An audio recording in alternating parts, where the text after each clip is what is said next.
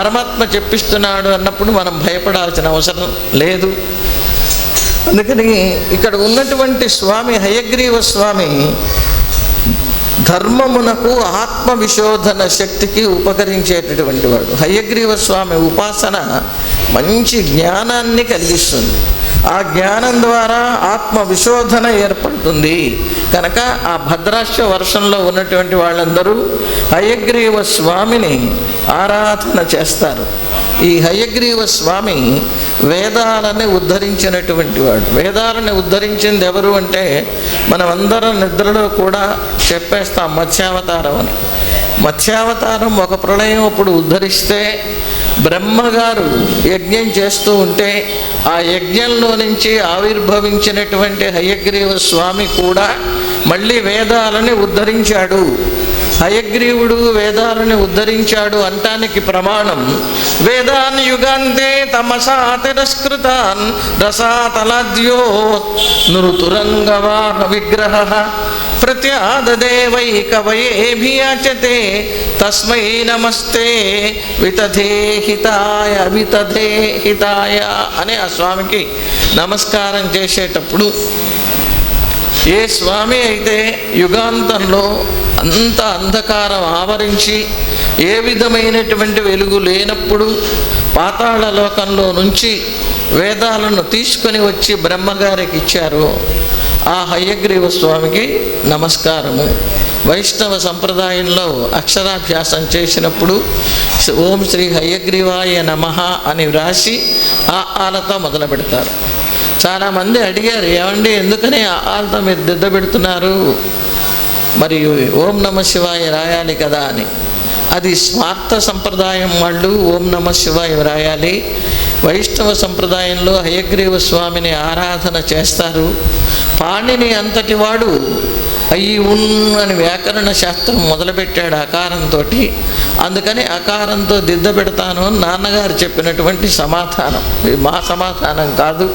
అందుకని హయగ్రీవుడు అన్ని విద్యలకి మూలకారకుడు. సంప్రదాయాలను బట్టి దేవత ఆరాధనలు ఉంటాయి. అందుకే ఇంతమంది దేవతలు వచ్చారు, లేకపోతే ఇన్ని ఆరాధనలు ఉండవలసిన అవసరం లేదు. జ్ఞానానందమయం దేవం నిర్మల స్ఫటికాకృతిం ఆధారం సర్వ విద్యానాం హయగ్రీవముపాస్మహే. సర్వ విద్యానాం ఆధారం, అన్ని విద్యలకు, లౌకిక విద్యలకు అలౌకిక విద్యలకు అంటే ఆధ్యాత్మిక విద్యలకు కూడా మూల కారణమైనటువంటి ఆ స్వామికి నమస్కారం చేసుకున్నాం. ఆ తరువాత తద్వర్ష పురుషై ఉపాస్తే ఇదంచ ఉదాహరంతి. మనకి నృసింహస్వామి యొక్క లక్షణాన్ని గురించి, అవతారాన్ని గురించి, ఆయన్ని ఆరాధించే మంత్రాన్ని గురించి చెప్తున్నారు. నృసింహ మంత్రానికి, సుదర్శన మంత్రానికి మూలమైన బీజాక్షరం ఒకటే ప్రధానంగా ఉంటుంది. ఆ బీజాక్షరం యొక్క శక్తి చేత తక్కినటువంటి మంత్రభాగం అంతా నడుస్తూ ఉంటుంది. మనమంతా పెద్ద పెద్ద మంత్రాలు చదివితే భయము అనేటువంటిది, సరిగ్గా చదవలేమేమో అనే భయం కూడా మనకుంటుంది. అయితే మంత్రాన్ని పెద్దల దగ్గర నేర్చుకున్నప్పుడు విభజించి చదవటం అనేది మనకి తెలుస్తుంది. విభజించకుండా మనం మహామంత్రం కాదు, సామాన్యమైనటువంటి తెలుగు మాటలని పలికినా తప్పు. ఒక భక్తుడు, సామాన్య భక్తుడు, చదువురాని భక్తుడు ఒక గురువు గారిని నాకు మంత్రం చెప్పండి, నాకు మంత్రం చెప్పండి అని వెంటబడి అడిగాడు. ఇక నోరు తిరగదురా, మంత్రాల జోలికి వద్దన్నాడు ఆ గురువు గారు. కాదండి, నాకు వచ్చేటట్టుగా, నేను పలికేటట్టుగా ఒక మంత్రం చెప్పాల్సిందే అని పట్టుబట్టాడు.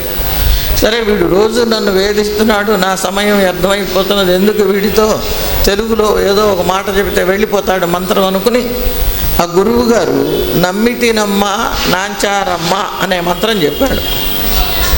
అమ్మ నిన్ను నమ్మాను అని. ఆయన నమ్మితినమ్మ నాంచారమ్మ అనే అర్థంలో ఆయన చెబితే వీడు నమ్మి తినమ్మ అని విభాగం చేసి చదివాడు. ఆవిడ తినేసింది. కనుక మంత్రం పట్ల మనం జాగరూకులమై ఆ మంత్రాన్ని పఠించాలి. ఇది ఒక ఉదాహరణగా చెప్తున్నాను. అందరికీ కొన్ని మంత్రాలంటే ఈ దేవతలు చాలా సులభంగా ఉపాసించడానికి మనకి హాయిగా ఉంటారండి. అమ్మో నరసింహస్వామి, ఆంజనేయ స్వామి, జాగ్రత్తగా ఉండాలండి. ఏ దేవుడైనా భక్తి